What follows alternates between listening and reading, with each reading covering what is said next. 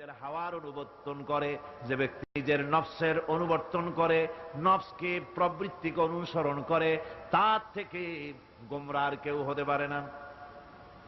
পক্ষান্তরে নবী এবং রাসূলগণ তারা আল্লাহর জ্ঞানকে অনুসরণ করে চলেন। এই জন্য যেখানেই আল্লাহ পাক নবীদের কথা বলেছেন, সেখানে আল্লাহ পাক বলেছেন নবীদেরকে জ্ঞান দিয়েছি আমি। নবীদের জ্ঞান দিয়েছে কে? একথা আপনারা বিশ্বাস করবেন, মনে প্রাণে বিশ্বাস করবেন। একজন নবীও পৃথিবীর কোন শিক্ষা কেন্দ্র থেকে একাডেমিক কোয়ালিফিকেশন অর্জন করেন নাই।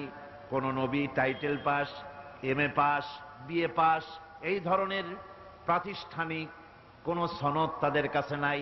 অথচ তারা যা বলেছেন তা বিশ্বের সর্বশ্রেষ্ঠ কথা কিনা জোরে গণ।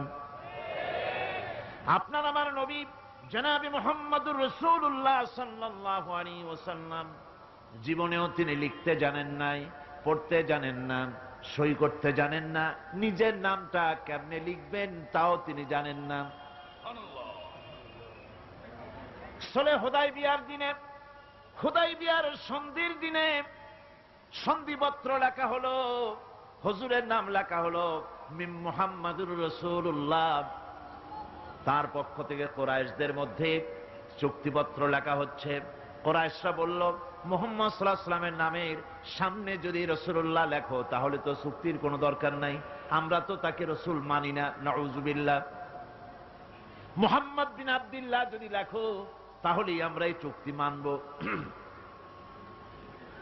রাসূল করিম সাল্লাল্লাহু আলাইহি ওয়াসাল্লাম হযরত আলীকে ডাকলেন, আলী গো, চুক্তিপত্রে যেখানে আমার নাম মুহাম্মদুর রাসূলুল্লাহ লেখা আছে, আমার নামের সামনে থেকে রাসূলুল্লাহ নামটা বাদ দিয়ে দাও, মুহাম্মদ বিন আব্দুল্লাহ লেখো।